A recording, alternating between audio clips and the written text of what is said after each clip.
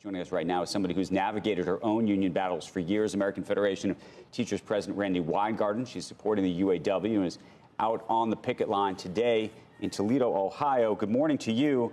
We've been talking all morning about the power of labor in this particular moment.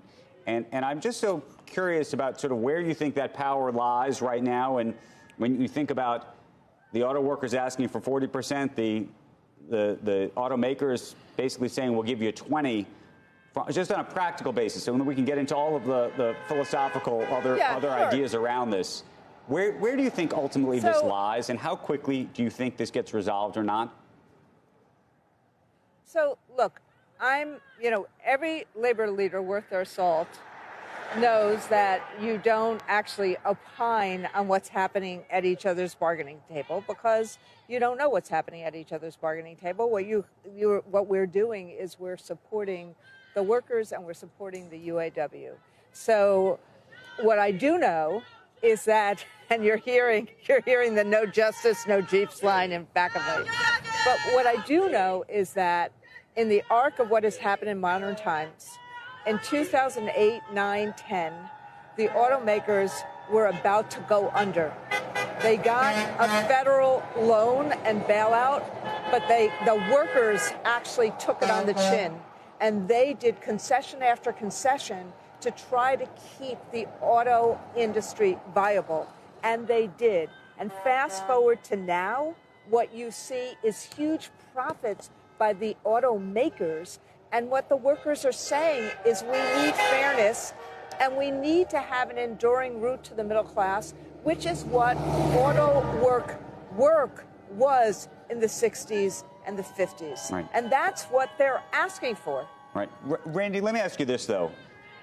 We are at a moment, and this is something that the automobile makers and management would say, where there's a major transition happening. And during that transition, it may very well be that these companies are not nearly as profitable as they used to be. In fact, you could go back and look at some of the transition periods before when the companies struggled. We talked about 2008. How much are the workers supposed to care about the long-term viability of the business and therefore their jobs in that regard? I say that because some people would look at what happened to the companies in 2008 and say that actually some of the problems that were generated weren't just financial crisis issues, but embedded issues that were the result of management agreeing to deals with labor that they shouldn't have years before.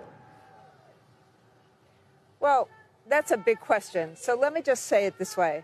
Look at what's happening in both the entertainment industry, and look what's happening in the auto industry. Look at what's happening in terms of AI.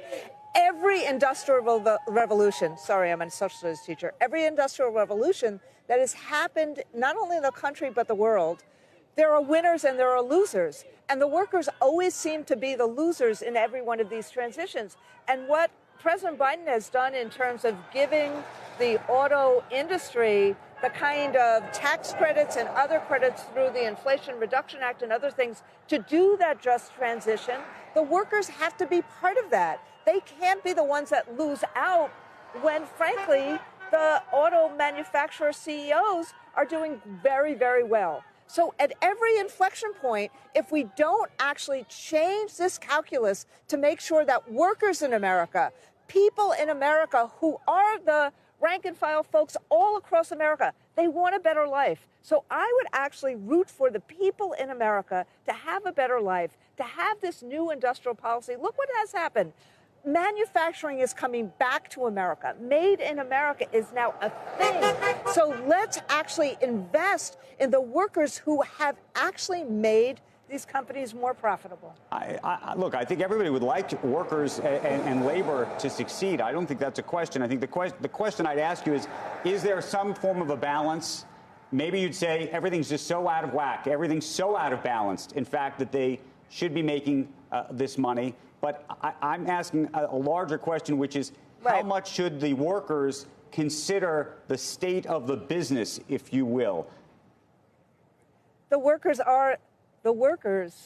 by staying as workers in the auto industry, are considering the state of the business. I have workers in Toledo. We represent the So let me take a step back to say, if you look over the long view, and Steve Ratner has done these beautiful charts on CNBC, on Morning Joe, the workers have been the ones who have lost over all these years. That's why you see this level of frustration and anger, because I have heard this argument over and over again at every inflection point, and the workers have lost in every inflection point. What they're saying now, thank God, is that labor needs to stick together to actually try to make sure there's fairness.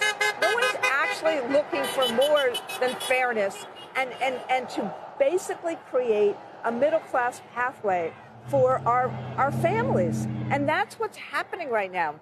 There is a question. We have no idea 20 years later or 10 years later how AI is going to change things. I was in Senator Schumer's AI forum last week, and you have no idea what's going to long-term happen. If the workers are on the company side, if the workers on the ground level are actually helping make the work more efficient, that is a win-win situation. But they need to be treated fairly. And over the last 20 years, they have lost ground as the CEOs have gained ground. Over the last 20 years, you see wealth in America has been really, really it's been really unfair, where 90% of the wealth is in 10% of the hands.